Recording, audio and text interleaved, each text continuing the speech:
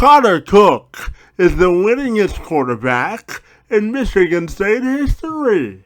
Despite his winning ways, however, some NFL draft pundits still have questions surrounding his demeanor both on and off the field and his athletic prowess.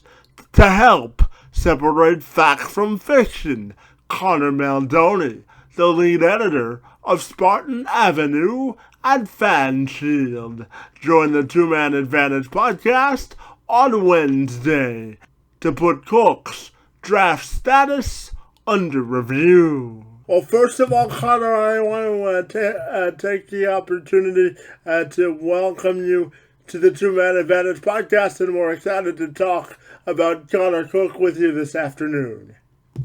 Thank you for having me. I can't wait to dive into this subject. Now, when we look at Connor Cook, obviously the accolades he accomplished at Michigan State are immense. I think he's the winningest quarterback in school history and that sort of a thing. But still, you look at his evaluation as a draft prospect, and a lot of people go back to his attitude both on and off the field and how he carries himself. So how do you think his winning ways at Michigan State will be balanced against his critics off the field? Well, I mean, the critics you hear off the field about his personality, he's too much into himself, all he wants to do is be the quarterback, he doesn't care about anything else. All of that you hear, it all comes from anonymous sources.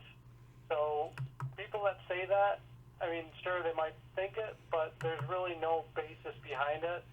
You could look back at him grabbing the trophy from Archie Griffin too hard at the Big Ten championship game, and people like to hold on to that one and not let it go for some reason, and he's even apologized for that. But I think his talent and his results on the field, they have to trump any sort of question marks he has off the field, especially ones that they really have no basis. It's just some people don't like his personality and some people do, which, I mean, everybody's entitled to their own opinion.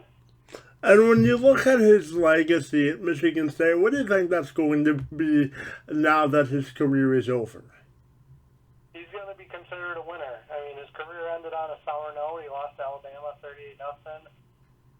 But all he did really was win. He lost 5 games in 3 years. He started all but 1 game in his 3 years of starting. And, I mean, no quarterback, I mean, it's going to take a lot of work for any other quarterback to match that. But so far at Michigan State, nobody's ever done that. And when you hear the name Connor Cook down the line, you're going to think of a guy who beat Stanford in the Rose Bowl, who beat Baylor, who beat Oregon, who beat Ohio State in the Big Ten championship, who beat Iowa in the Big Ten championship. Nothing about his personality is going to be remembered by Michigan State fans other than the fact that he was a winner and he got the job done. He wasn't afraid of the big stage. And what do you think he'll bring to an NFL team? Do you think his leadership and ability to win big games will work in his favor? Oh, absolutely. I mean, I don't question his leadership at all. The captain questions, that's all blown out of proportion to. Sure, he should have been named a captain, but if you look at the team, the 3 guys who were named captains, they have all put in equal amounts or more amount of work than he did. I mean, they're all seniors. They all started multiple years. I mean, the captain thing's not an issue. I think no matter what team he gets picked, I believe that his leadership won't be an issue. And I don't see why he can't excel at the next level with his results too. I mean, he has an NFL arm for sure. And what do you think is his biggest athletic quality that he brings to an NFL team? Biggest athletic quality. I would say he has one of the stronger arms.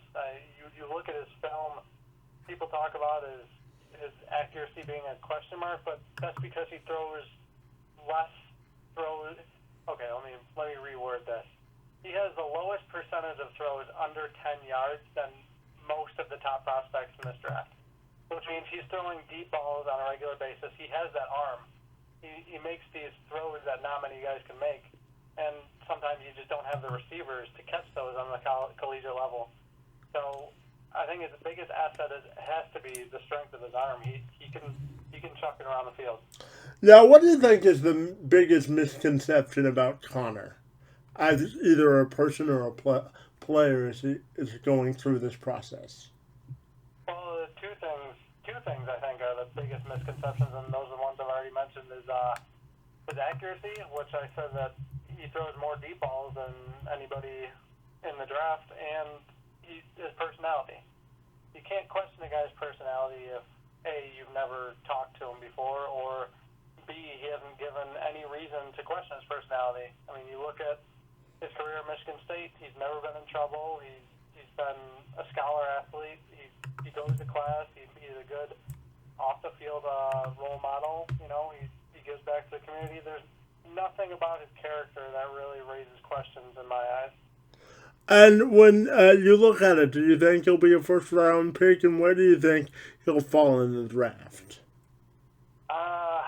That's tough, because I think he's a first-round pick, especially with both the Eagles and the Rams trading up to the top two spots. I think they're both probably going to take a quarterback.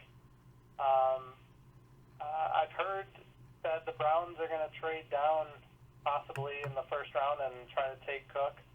And I've also heard the Broncos really like Cook, so he could go at number 31. If I was to predict, I'd see him as a first-round pick. But even he himself has said that he wouldn't be surprised if he goes on day 2. And, you know, teams that could take him on day 2, or you see the Browns, the Cowboys, the 49ers, and even the Bears could all take him. So I see him as a first-rounder, but I wouldn't be surprised to see him go no later than the top 10 picks in the second round. Now, do you think, what's one thing you think he has to work on to improve at the next level? Well, one thing I noticed is he throws off of his back foot a lot, which that could contribute to his accuracy questions. And, you know, I read one website, I think it was Pro Football Focus, they called them YOLO throws, which is, as you know, is you only live once. So he's making these throws like, oh, whatever, I'm going to try it, even though it's not an easy throw to make. So he makes a lot of those throws, usually when Michigan State's up by a wide margin. But at the next level, coaches are going to be telling him to, you know, cut that stuff out, throw goal passes that you think you're for sure going to make, and, you know, don't throw off your back foot. Throwing off his back foot is probably the biggest tweak that he should make, because I think what he looks at is, oh, there's an open guy really quick. Let me just throw it. I don't care if I'm set. I don't care if I'm, you know, throwing into my motion. I'm just going to toss it. So he's got to stop throwing off his back foot, and I think that his accuracy will improve greatly if he does that. Now, my final question for you has to do with, it's a two-part question. It has to do with who you think is going to replace Connor at Michigan State, and any other thoughts you had about the other Michigan State draft-eligible prospects? Okay.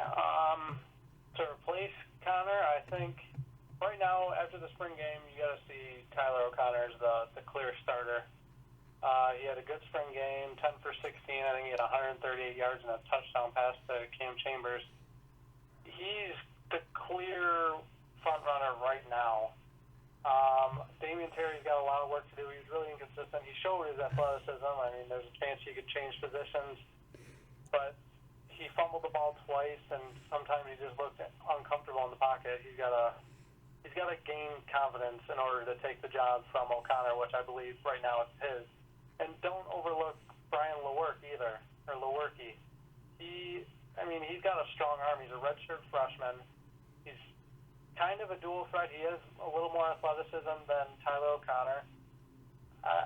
He might be the starter next year if he doesn't win the job this year. I mean, he's that good. And DeWeaver will probably redshirt and probably contend for a starting job either next year or a couple of years down the line. Alrighty, Connor, we want to thank you for your time and for talking Connor Cook and Michigan State football with us this afternoon on the Two Man Advantage podcast. Have a great day, and thanks for your time, buddy. All right, thanks.